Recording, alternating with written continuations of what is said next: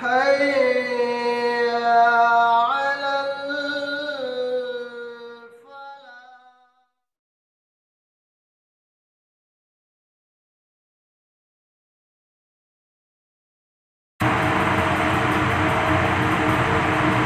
الحمد لله رب العالمين والصلاة والسلام على رسوله الكريم وبعد. أعوذ بالله من الشيطان اللعين الرجيم من همزه ونفثه ونفخه. بسم الله الرحمن الرحيم. إن الذين آمنوا والذين هادوا والنصارى والصابئين من آمن بالله واليوم الآخر وعمل صالحا فلهم أجرهم عند ربهم ولا خوف عليهم ولا هم يحزنون.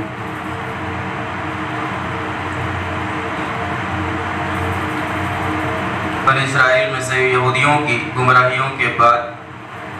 اللہ رب العالمین نے یہ ذکر فرمایا کہ ان الذین آمنوا والذین ہادوا والنصارى والصابئین، کہ یقیناً ایمان والے اور یہودی، نصارہ، صابئین، کہ من آمن باللہ والیوم الآخر وعمل صالحا، جو اللہ رب العالمین پر اور آخرت پر ایمان لائے اور نیک عمل کیے، فلہم اجرہم عند ربہم، ان کے لیے ان کے رب کے پاس اجر ہے، ثواب ہے، ولا خوف علیہم ولا هم يحزنون، نہ ان پر کسی قسم کا خوف ہے اور نہ ہی ان پر کسی قسم کا حزن اور غم ہوگا۔ اللہ رب العالمین نے مختلف قوموں کا اس آیت کے اندر تذکرہ کیا اور کہا کہ چاہے ایمان والے مومن ہوں، چاہے یہودی ہو، چاہے عیسائی ہو یا صابی ہوں، ان میں سے کوئی بھی ہو، اگر اللہ اور آخرت پر ایمان لائے گا اور نیک عمل کرے گا تو اللہ رب العالمین کے پاس ان کے لیے اچھا بدلہ ہے۔ سب سے پہلی چیز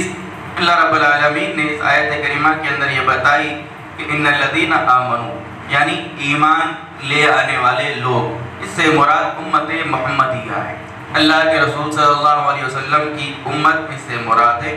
پھر اللہ نے کہا کہ والذین ہادوا، یعنی یہودی، حضرت موسیٰ علیہ السلام کی قوم اور حضرت موسیٰ علیہ السلام کی پیروی کرنے والوں کو یہودی کہا جاتا ہے، ان کی نسبت یہودیوں سے ہے۔ پھر اللہ نے کہا کہ والنصارى، نصارہ سے مراد عیسائی ہے، حضرت عیسیٰ علیہ السلام کے متبعین اور حضرت عیسیٰ علیہ السلام کو ماننے والے لوگ۔ پھر اللہ نے کہا کہ والصابئین، اور صابی اور صابئین کا مطلب اکثر و بیشتر لوگوں نے بے دین سے کیا۔ صابی کا مطلب صابئین جمع ہے صابی کی، جس کا مطلب اکثر لوگوں نے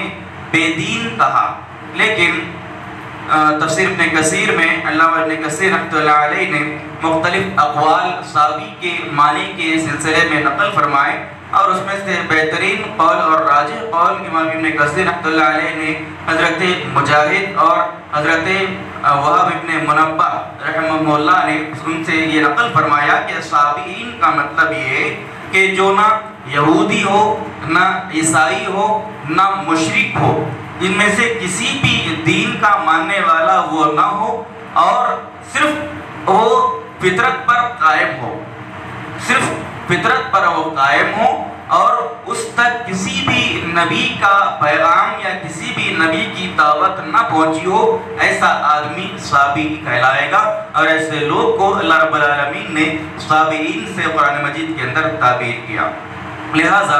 ان تمام لوگوں کے بارے میں اللہ رب العالمین نے بتایا کہ چاہے مومن ہو، چاہے یہودی ہو، چاہے عیسائی ہو یا صابئین ہو، ان میں سے کوئی بھی ہو، اگر اللہ پر اور آخرت پر اور ایمان لائے گا اور نیک اور صالح عمل کرے گا تو اللہ رب العالمین کے پاس ان لوگوں کے لیے نجات اور اللہ کے پاس ان لوگوں کے لیے کامیابی ہے۔ اس آیت کے اندر غور کرنے والی بات یہ ہے کہ آج کے اکثر و بیشتر مفکرین، نام نہاد مفکرین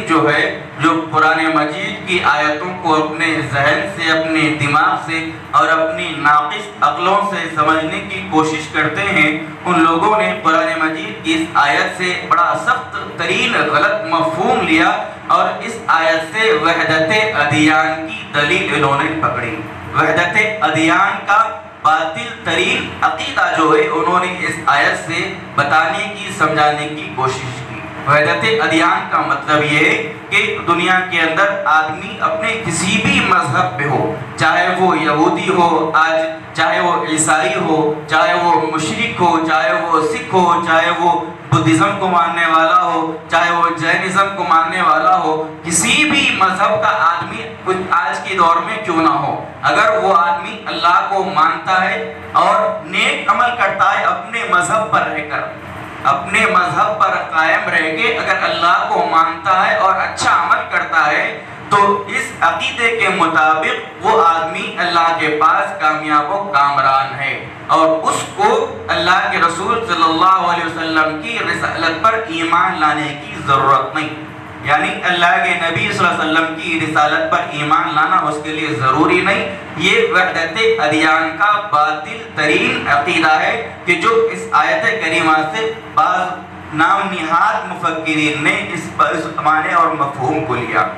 حالانکہ یہ ایک باطل ترین عقیدہ ہے کہ اللہ کے نبی صلی اللہ علیہ وسلم کی رسالت پر ایمان لائے بغیر آدمی اپنے مذہب پر رہے اور صرف اللہ پر ایمان لا لے، اچھا عمل کر لے تو اللہ کے پاس کامیاب ہو جائے گا۔ یہ ایک سخت ترین گمراہی ہے کہ جو اس آیت کریمہ سے ان لوگوں نے اس قسم کی دلیل پکڑی، کیونکہ اللہ نے اس میں یہ بیان کیا کہ چاہے مومن ہو، چاہے یہودی ہو، چاہے عیسائی ہو، چاہے بے دین ہو، کسی بے دین کو ماننے والا نہ ہو، اگر اللہ پر ایمان لائے گا، آخرت پر ایمان لائے گا، نیک عمل کرے گا تو اللہ کے پاس اس کے لیے اچھا بدلہ ہے۔ آیت کا ظاہری مفہوم تو یہی بتاتا ہے، لیکن اس آیت کا حقیقی اور صحیح تفسیر اور اس کا حقیقی مفہوم یہ ہے کہ اللہ رب العالمین نے، جیسا کہ ہم نے سنا کہ پچھلی آیتوں کے اندر یہودیوں کے مختلف گمراہیوں کو اللہ نے ذکر کیا، اور یہودیوں کی گمراہی کو ذکر کر کے اللہ نے ان پر اپنے عذاب اور اپنے غیظ و غضب کی باتیں اللہ نے بیان کی۔ تو ایک اشکال ذہن میں یہ پیدا ہوتا ہے کہ کیا سارے یہودیوں پر اللہ رب العالمین کی لعنت برسے گی؟ کیا اللہ رب العالمین کا غیظ و غضب کیا سارے یہودیوں پر، ساری بنی اسرائیل پر نازل ہوا؟ ایک اشکال پیدا ہوتا ہے، کیونکہ بنی اسرائیل کے اندر جہاں پر ان کی اکثریت نافرمانوں کی، سرکشوں کی تھی، وہیں چند لوگ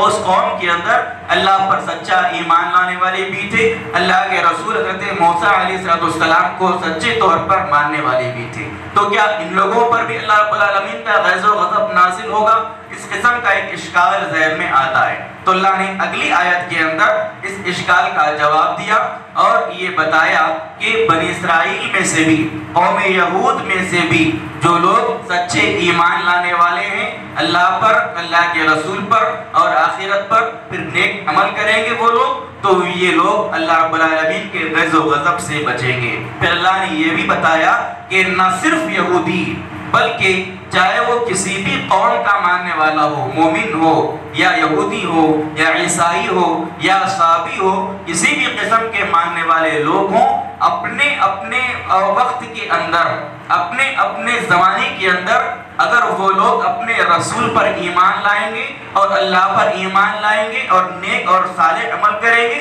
تو اللہ کے پاس وہ لوگ کامیاب ہیں۔ یعنی یہودی اپنے وقت میں، یعنی حضرت موسیٰ علیہ السلام کی رسالت کے دور میں حضرت موسیٰ پر بھی ایمان لائیں گے اور اللہ پر ایمان لا کر نیک عمل کریں گے تو یہودی کامیاب۔ پھر حضرت عیسیٰ علیہ السلام جب دنیا میں آ گئے تو وہ یہودیوں کے لیے ضروری ہو گیا کہ وہ حضرت عیسیٰ پر ایمان لے کر آئیں۔ اگر وہ حضرت موسیٰ عیسیٰ پر ایمان نہیں لائیں گے تو وہ یہودی گمراہ ہو گئے۔ اور پھر حضرت عیسیٰ علیہ السلام کے زمانے میں وہ لوگ جو حضرت عیسیٰ پر ایمان لائے، نیک عمل کیے، اپنے دور کے اندر وہ لوگ کامیاب ہو گئے۔ پھر جیسے ہی اللہ کے رسول صلی اللہ علیہ وسلم کی رسالت کا دور آیا، حضرت عیسیٰ پر ایمان لانے والوں کے لیے یہ لازم ہو گیا کہ وہ اللہ کے نبی پر ایمان لائے. اگر اللہ کے نبی پر ایمان نہیں لائیں گے وہ بھی گمراہ قرار دیے جائیں گے. اور جو اللہ کے نبی کے زمانے میں ہوں اور اللہ کے نبی پر ایمان لائے, اللہ پر یقین رکھا اور نیک عمل کیا, ایسے لوگ اللہ رب العالمین کے پاس کامیاب اور کامران ہو جائیں گے. تو یہ آیت کا حقیقی اور صحیح ترین مفہوم ہے. لیکن اس سے وحدت ادیان کی دلیل لینا اور اس بات کی دلیل لینا کہ اللہ کے نبی کی رسالت پر ایمان لانا ضروری نہیں ہے. صرف اللہ پر, آخرت پر ایمان اگر لائے گا کوئی آدمی, اپنے مذہب پر رہ کر اگر نیک عمل کرے گا تو اللہ کے پاس وہ آدمی کامیاب اور کامران ہوگا. اس قسم کا عقیدہ پالنا یہ سخت ترین گمراہی ہے. وحدت ادیان کا عقیدہ یہ جو ہے یہ سخت ترین گمراہی والا عقیدہ ہے. حضرت مجاہد نے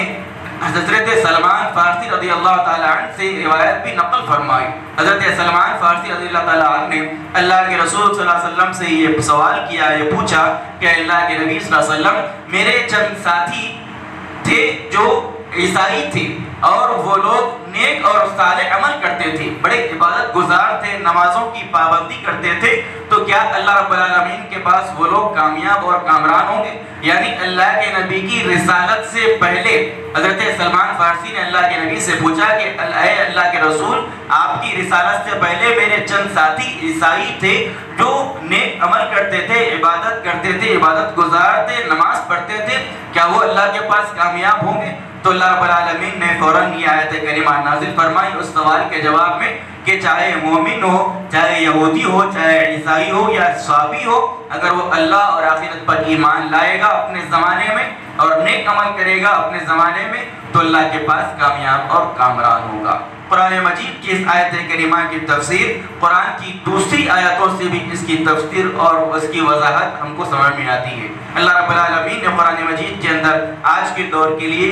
بھی یہ بیان فرمایا کہ ان الدین عند اللہ الاسلام, کہ آج اللہ رب العالمین کے پاس جو دین ہے وہ صرف اسلام ہے. اسلام کے علاوہ کوئی دین اللہ رب العالمین کے پاس مقبول اور قابل قبول نہیں. ایک اور جگہ پر اللہ رب العالمین نے کہا کہ وَمَن يَبْتَغِ غَيْرَ الْإِسْلَامِ دِينًا فَلَن يُقْبَلَ مِنْهُ, کہ آج آدمی اگر اسلام کے علاوہ کوئی بھی مذہب لے کر اللہ کے پاس جائے گا, اس کا کوئی مذہب, اس کا کوئی دین اللہ کے پاس قبول نہیں ہوگا. آج اللہ کے نبی صلی اللہ علیہ وسلم کی رسالت کے بعد تمام انسانوں کے لیے یہ واجب, یہ ضروری ہے اور لازم ہو گیا کہ اگر وہ اللہ کے پاس اپنی کامیابی چاہتے ہیں تو اللہ کے نبی کی رسالت پر ایمان لانا ان کے لیے ضروری ہے. اگر اللہ کے پاس نجات چاہتے ہیں تو اللہ کے رسول صلی اللہ علیہ وسلم کی رسالت پر ایمان لانا واجب اور ضروری ہے, اور اللہ رب العالمین پر ایمان لانا ضروری ہے. اللہ کے رسول صلی اللہ علیہ وسلم کی واضح ترین روایت حدیث بھی اس میں موجود ہے. مسلم شریف کی روایت ہے, اللہ کے نبی صلی اللہ علیہ وسلم نے کہا کہ اگر کوئی بھی آدمی میری رسالت کے بارے میں سن لے, چاہے وہ یہودی ہو, چاہے وہ عیسائی ہو, چاہے دنیا کی کسی بھی مذہب کو ماننے والا ہو, اگر اس نے میری رسالت کے بارے میں, میری پیغمبری کے بارے میں دنیا میں سن لیا